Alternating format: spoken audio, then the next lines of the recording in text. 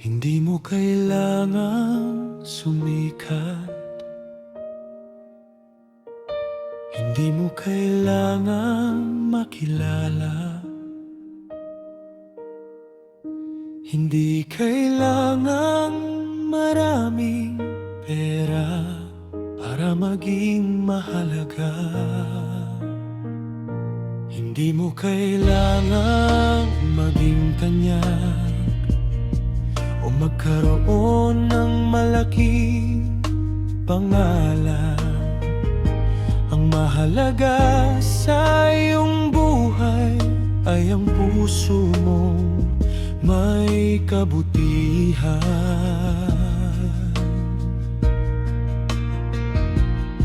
Kahit walang nakakakita, kahit walang pumupuri, piliin mong gawin ang tama at maging tapat sa bawat sandali.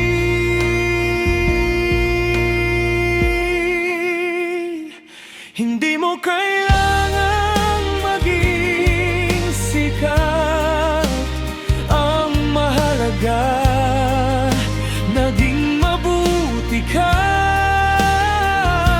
Hindi mo kailangang maging tanyag, ang mahalaga may puso kang tapat. Huwag mangapin ang ibang tao, huwag malamang para umangat. Maglingkod sa Diyos at magmahal, yan ang tunay na kayamanan.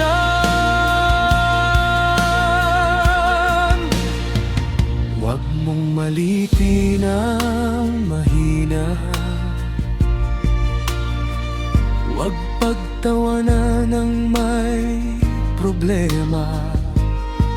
Baka ang taong iyong tinatanggihan ay siya ring mangailangan ng iyong tulong.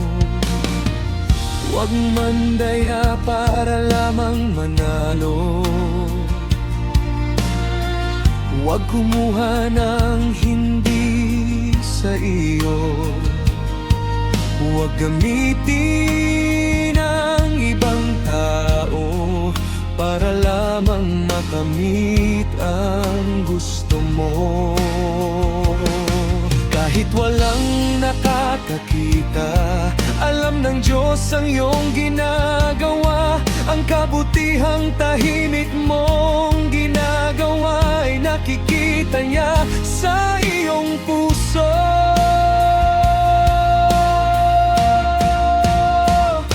Hindi mo kailangang maging sikat, ang mahalaga naging mabuti ka. Hindi mo kailangang maging tanyag, ang mahalaga may puso kang tapat.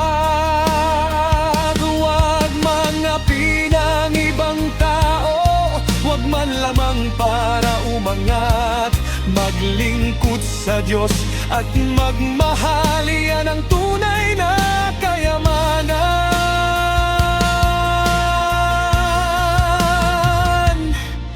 Darating ang araw na lilipas ang pangalan at mga papuri. Ang yaman na iyong naipon ay maiiwan din sa mundong ito.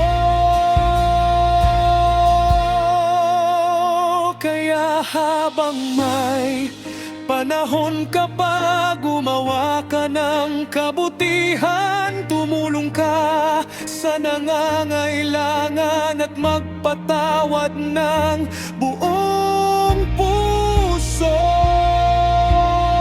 Sapagkat tayo ay pansamantala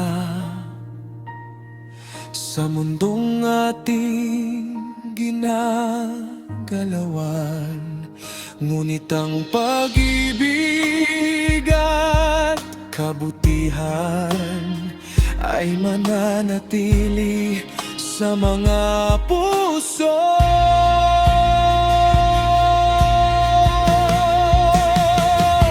Hindi mo kailangang maging sikat, ang mahalaga naging mabuti ka.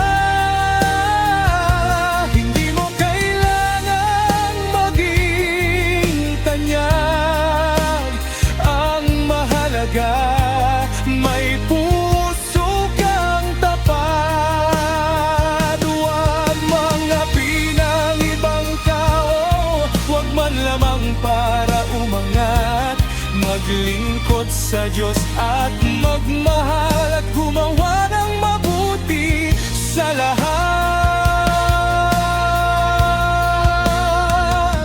Hindi mo kailangan maging sikat,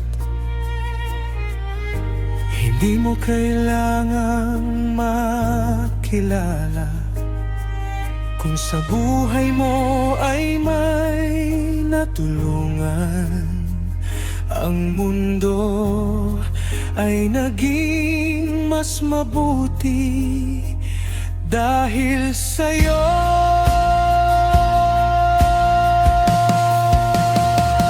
Habang nandito ka, maging mabuti ka. Maglingkod sa Diyos, magmahal ng kapwa.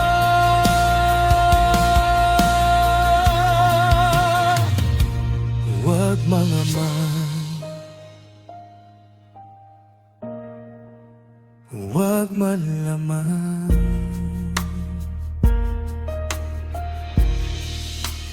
Hindi mahalaga kung kilala ka ng mundo.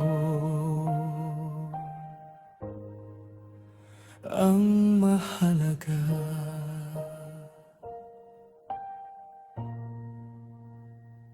kilalanin ka ng Diyos bilang isang mabuti